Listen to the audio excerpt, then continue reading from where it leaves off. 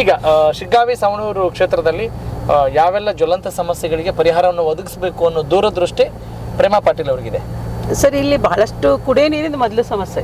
ಹೌದ್ರಿ? ಹೌದು, ಬಹಳ ಕುಡಿಯೋ ನೀರಿನ ಸಮಸ್ಯೆ ಇದೆ ನಮ್ಮ ವರದಾ ನದಿ. ವರದಾನದಿಂದ ಲಿಫ್ಟ್ ಮಾಡ್ತೇವೆ ಅಂದ್ರು, ಬಟ್ ಅದೇನಂದ್ರೆ ಹಾಳೆ ಇಲ್ಲ ಆಗ್ಬಿಟ್ಟಿದೆ.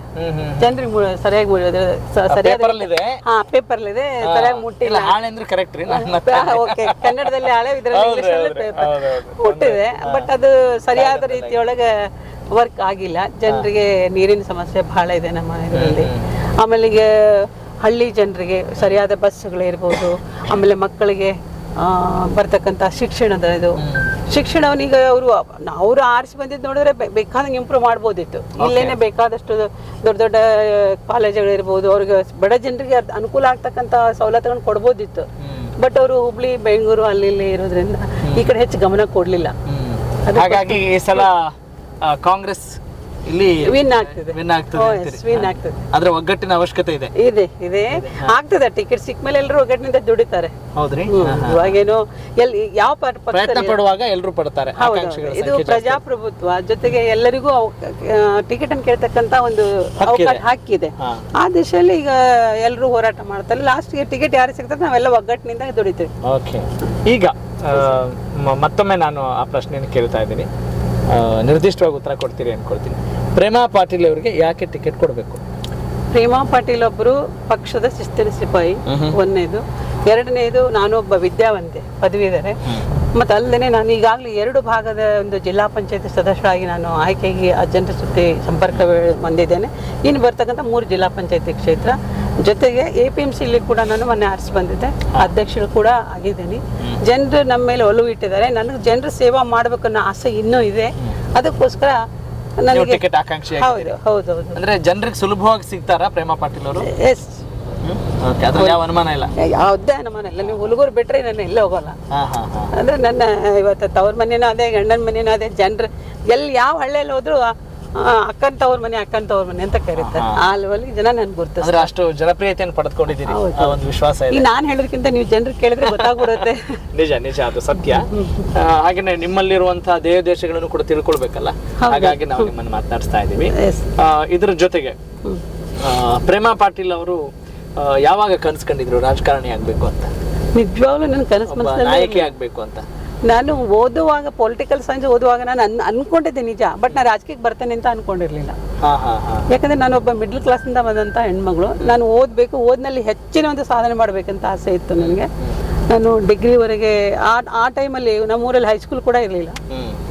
ಕೋಳಿ ಫಾರ್ಮಲ್ಲಿ ನಾವು 8ನೇ ಕ್ಲಾಸ್ ಓದಿದ್ದೀವಿ ಆ ಥರ, ಹುಲ್ಗೂರಲ್ಲಿ ನಾನು ಓದುವಾಗ. ಅಷ್ಟು ಸೌಲಭ್ಯ ವಂಚಿತರಾಗಿದ್ವಿ. ಹೌದು, ಅವಾಗ ಇರಲಿಲ್ಲ. ಆ ಮೊಮೆಂಟ್, ನಾವು ಓದೋ ಮೊಮೆಂಟ್ನಲ್ಲಿ ಇರಲಿಲ್ಲ. ನಂತರದಲ್ಲಿ ನಾನು ಆ್ಯಕ್ಚುಲಿ ಹೇಳಬೇಕಂದ್ರೆ, ನಾನು ಜಿಲ್ಲಾ ಪಂಚಾಯತಿ ಮೆಂಬರ್ ಆದ ತಕ್ಷಣನೇ ನಮ್ಮೂರಿಗೆ ಹೈಸ್ಕೂಲ್ ಬಿಲ್ಡಿಂಗ್ ಕಟ್ಟಿಸ್ಲಿಕ್ಕೆ ನಾನು MP ಅವ್ರ ಕಡೆಯಿಂದ ದುಡ್ಡು ತಂದು ಕೊಟ್ಟೆ. ಅಲ್ಲಿವರೆಗೆ ಸ್ವಂತ ಬಿಲ್ಡಿಂಗ್ ಇರಲಿಲ್ಲ ನಮ್ಮೂರ ಹೈಸ್ಕೂಲಿಗೆ. ಆವಾಗ ಯಾಕೆ ನನ್ನಂಗೆ ಕೋಳಿ ಫಾರ್ಮ್ನಲ್ಲೋ ಅಥವಾ ಎಲ್ಲೋ ಒಂದು ಇದರಲ್ಲಿ ಓದಬಾರ್ದು ಅಂತೇಳಿ, ಆಗ ನಾ ಹೆಡ್ ಮಾಸ್ಟರು ಆಮೇಲೆ ಕಮಿಟಿಯವರೆಲ್ಲ ನಂಗೆ ರಿಕ್ವೆಸ್ಟ್ ಮಾಡ್ಕೊಂಡಾಗ MP ಅವ್ರ ಹತ್ರ ಕರ್ಕೊಂಡು ಹೋಗ್ಬಿಟ್ಟು ಅಲ್ಲಿ ದುಡ್ಡು ಕೊಡಿಸಿ ಆಗ ಎಲ್ಲರೂ ಕೂಡ ಅಲ್ಲಿ ಹೈಸ್ಕೂಲ್ ಮಾಡಿದ್ದೀವಿ ಆ ಥರ. ಆಮೇಲೆ ಅವಾಗೇನಿತ್ತು ಅಂದರೆ ಹೆಣ್ಮಕ್ಳು ಜಾಸ್ತಿ ಓದಬಾರ್ದು, ಬೇರೆ ಊರಿಗೆ ಕಳಿಸ್ಬಾರ್ದು ಈ ಥರ. ಆದರೂ ಕೂಡ ನಾನು ಡಿಗ್ರಿವರೆಗೆ ಅವೆಲ್ಲ ಸವಾಲುಗಳನ್ನು ಮೆಟ್ಟಿ ನಾನು, ಯಾಕಂದರೆ ನಾನು ಇನ್ನೊಂದು ವಿಷಯ ಏನಂದರೆ, ನಾನು ಹುಟ್ಟಿದ 3 ತಿಂಗಳಿಗೆ ನನ್ನ ತಂದೆ ತೀರ್ಕೊಂಡಿದ್ದಾರೆ. ನನಗೆ ತಂದೆ ಇದು ಇಲ್ಲ, ನನ್ನ ತಾಯಿನೇ. ಅವರು ಕೂಡ ಒಂದು ಏನಂದ್ರೆ ಹೆಬ್ಬೆಟ್ನವ್ರು, ಓದೋರಲ್ಲ. ನನ್ನ ತಾಯಿ ಓದೋರಲ್ಲ. ಅವರು ಒಬ್ಬ ಅಗ್ರಿಕಲ್ಚರಿಸ್ಟ್ ಹೆಣ್ಮಗಳು, ಅಂದರೆ ಹೊಲದಲ್ಲಿ ಕೆಲಸ ಮಾಡ್ತಕ್ಕಂಥ ನಮ್ಮ ತಾಯಿ. ನಾವು 4 ಜನ ಹೆಣ್ಮಕ್ಳು, ಒಬ್ಬನು ಗಂಡು ಮಗ. ಅಂಥದ್ದಲ್ಲಿ ನಮ್ಮ ತಾಯಿ ನಮ್ಮನ್ನೆಲ್ಲರನ್ನೂ, ಅವರು ಯಾರೂ ಓದಲಿಲ್ಲ. ನಮ್ಮ ಅಕ್ಕಂದಿರು 7th ನಮ್ಮೂರಲ್ಲಿ ಇರ್ತಕ್ಕಂಥ ಅಷ್ಟಕ್ಕೆ ಓದ್ಬಿಟ್ರು. ನಾನೊಬ್ಬರು ಡಿಗ್ರಿ ಓದಿ, ನಾನು ಹೆಚ್ಚು ಓದಬೇಕು, ನಾನು ಒಂದು ಗುರುತಿಸ್ಕೋಬೇಕು, ಸಮಾಜದಲ್ಲಿ ಎಲ್ಲ ಕೆಲಸ ಮಾಡಬೇಕು, ವಿದ್ಯೆ ಕೊಡಬೇಕು ನಮ್ಮೂರಿನ ಇವರಿಗೆ ಎಲ್ಲರಿಗೂ ಅಂತ ಈ ದಿಸಲ್ಲಿ ನನಗೆ ಓದಿನಲ್ಲಿ ಹೆಚ್ಚು ಆಸಕ್ತಿ ಇತ್ತು. ಬಟ್ ಅದೇನಾಗ್ಬಿಡ್ತು ಅಂದರೆ, ನಮ್ಮ ಮನೆಯವರ ಸಹಕಾರದಿಂದ, ನಮ್ಮ ಮನೆಯವರಿಗೆ ರಾಜಕೀಯ ಇಂಟ್ರೆಸ್ಟ್, ಬಟ್ ಅವ್ರು ಗೌರ್ಮೆಂಟ್ ಜಾಬ್ ಅವ್ರು ಮಾಡಕ್ ಬರಲ್ಲ. ಬಟ್ ಅವ್ರು ನನಗೆ ಸಹಕಾರ ಇದೆ, ತುಂಬಾ ಸಹಕಾರ ಇದೆ. ತುಂಬಾ. ನಿಮ್ಮ ತಾಯಿಯವರ ತ್ಯಾಗವನ್ನು ನೀವು ಯಾವತ್ತೂ ಮರೆಯಲ್ಲ. ತಾಯಿ ಮತ್ತು ಅಣ್ಣ. ನಮ್ಮ ತಾಯಿ, ನಮ್ಮ ಅಣ್ಣ. ನಾನು ಏನು ಓದ್ತೇನೆ ಅಂದ್ರೆ ಬೇಡ ಅಲ್ಲ, ನಾನು kho university blue sir, Karnataka university captain. ಹೀಗಾಗಿ ನನಗೆ ಎಲ್ಲದಕ್ಕೆ ನಾ ಏನು ಮಾಡಿದ್ರು ಅವ್ರು ಬೇಡ ಅಂದಿಲ್ಲ.